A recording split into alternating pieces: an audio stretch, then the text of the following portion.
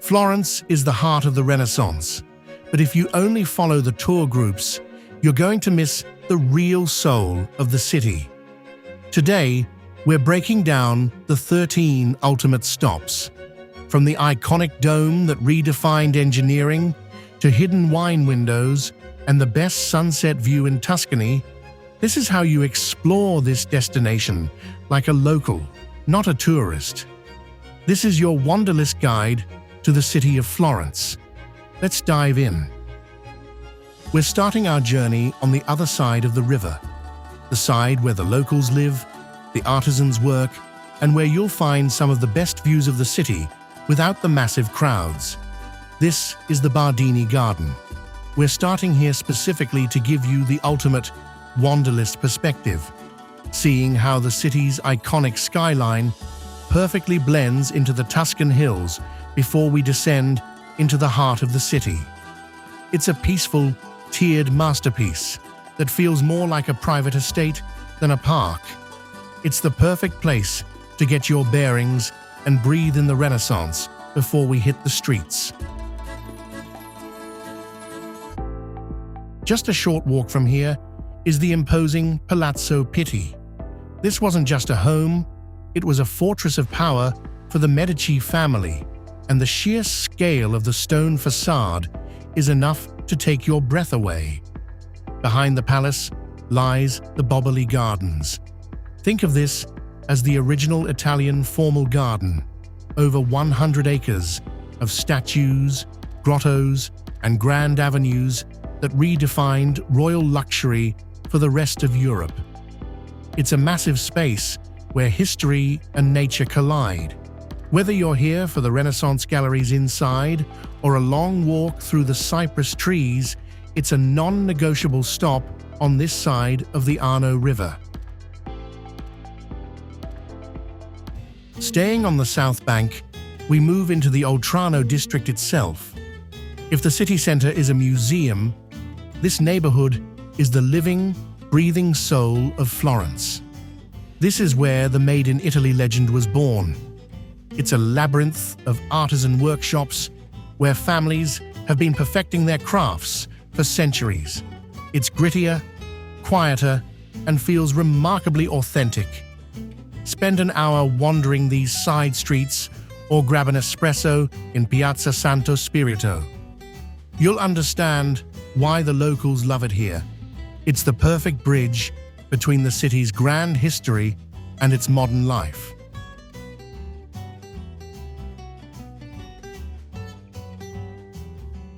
Now, we're crossing the Arno River into the historic heart of the city to visit the Basilica of Santa Croce. To the casual eye, it's a stunning piece of architecture. To the world, it's the temple of Italian glories. Inside, you are not just looking at art, you're standing in the presence of giants. This is the final resting place of history's greatest minds. Legends like Michelangelo and Galileo are joined by Machiavelli and others, making this the very foundation of the Renaissance. It's a place of immense prestige and quiet reflection. Take a moment to appreciate the scale of the piazza outside, which has hosted everything from royal festivals to the city's historic and very violent Calcio Storico football matches.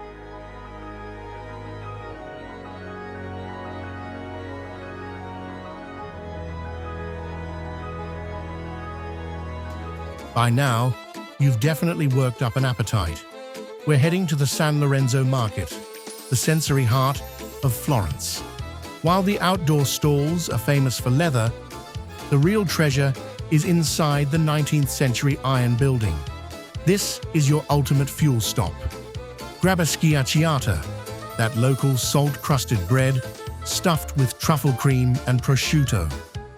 Whether you eat with the locals on the ground floor or head to the modern food hall upstairs, this is the authentic taste of Florence.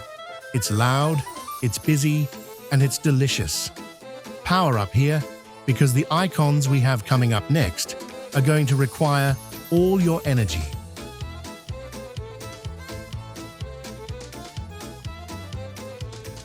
With our energy restored, it's time for the view that defines Florence.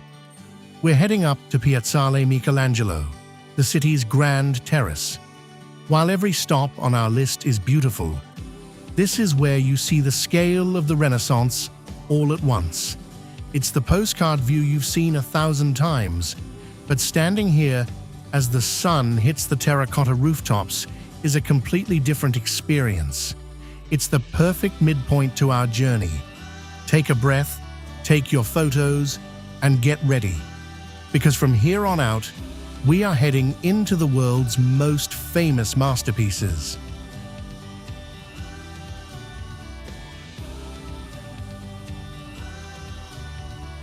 Next up is a tradition that feels like a fairy tale, but it's actually a piece of clever history.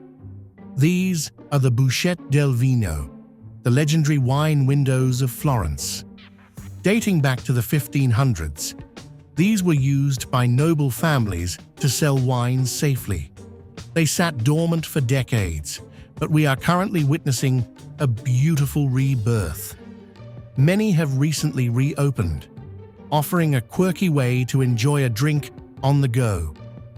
There are over 150 of these hidden around the city, and finding one that's back in business is like finding a hidden treasure. It's a centuries-old tradition that has found a second life in the modern world. Just around the corner lies Piazza della Signoria, the political heart of Florence for over 700 years. This isn't just a square, it's a power move carved in stone. The Loggia dei Lanzi is an open-air sculpture gallery that you can walk through for free.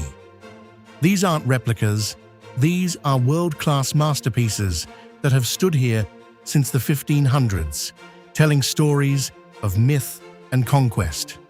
Whether you're looking at the towering Palazzo Vecchio or the giant Fountain of Neptune, every corner of this piazza is designed to impress. It's the ultimate place to soak in the sheer scale of Florentine history.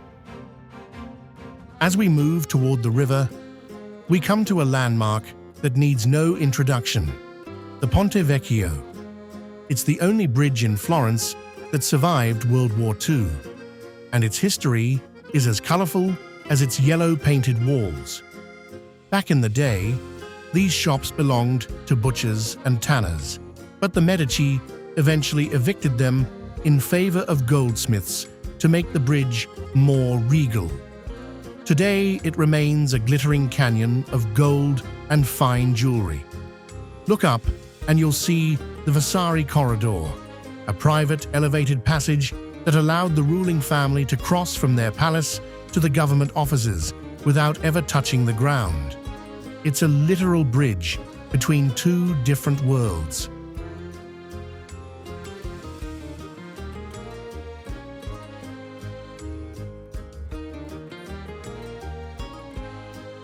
Breaking into our top 4, we arrive at the world-renowned Uffizi Gallery.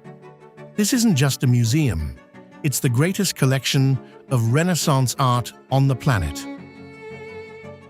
Housed in what used to be the administrative offices of the Medici. This is where you'll come face to face with the icons, Botticelli's Birth of Venus, works by Leonardo da Vinci, and the only finished panel painting by Michelangelo. It's a journey through the evolution of beauty itself. Even the hallways are works of art, lined with ancient statues and frescoed ceilings. Pro tip: you absolutely must book your tickets weeks in advance because this is the hottest ticket in town for a reason.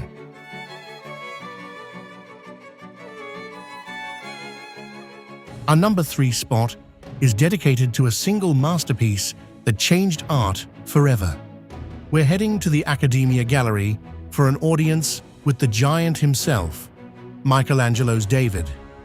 Carved between 1501 and 1504, David is the ultimate symbol of Florentine defiance. Standing 17 feet tall and sculpted from a single block of flawed marble, it's incredible to think that every detail, down from the pulsing veins in the hands to the focused determination in his eyes, was perfected over 500 years ago. It is quite simply the most perfect representation of the human form ever created. It's a moment of pure awe that you'll remember for the rest of your life.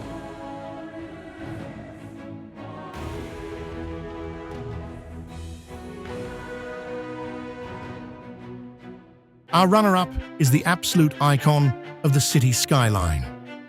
This is Piazza del Duomo, home to the legendary Cathedral of Santa Maria del Fiore.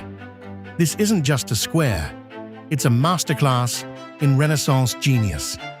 From the shimmering gates of paradise to the 463 steps leading up into Brunelleschi's dome, every inch of this space is a celebration of human achievement. Completed in 1436, the dome remains the largest masonry vault in the world. Whether you're admiring the intricate marble facade or climbing to the lantern for a 360-degree view of the terracotta rooftops, this is the visual anchor of Florence.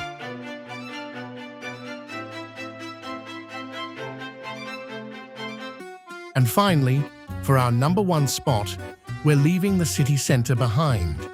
Most tourists never make it here, but if you hop on the number 7 bus, 20 minutes later, you'll find yourself in Fiesole. This hilltop town is actually older than Florence itself.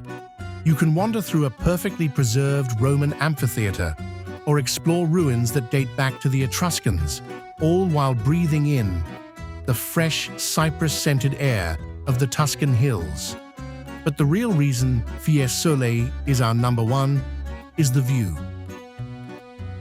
From the monastery of San Francesco, you see the entire Renaissance world laid out at your feet. It's the ultimate Wanderlyst moment, a peaceful, secret perspective on a city that changed the world. It's the perfect place to watch the sun set over the valley and realize that the best parts of travel are often just a short bus ride away from the crowds. 13 stops, centuries of history, and one unforgettable journey through the heart of the Renaissance. To make your Florence experience as seamless as the art itself, here are a few Wanderlyst essentials. First, forget the car. Florence is a walking city. The best treasures are hidden in pedestrian-only alleys. If you're visiting the major galleries, book your tickets weeks in advance to skip the 4-hour lines. For a true taste of Tuscany, avoid any restaurant with a tourist menu. Instead, head to the Oltrarno District for authentic trattorias where the locals actually eat. And finally, keep a few coins handy. In this historic city, even a public restroom often requires them. These small steps ensure your journey is about the magic, not the stress. From the giants of the Duomo to the artisan soul of the Oltrarno, we've experienced Florence exactly the way the locals do. Now we want to hear from you. Which of these stops is at the top of your bucket list? Or is there a hidden gem we missed? Let us know in the comments below. If this guide helped you plan your journey, give it a thumbs up and share it with your favorite travel companion. Subscribe to join our global community and don't miss our next adventure. This is Wanderlyst. Stay curious.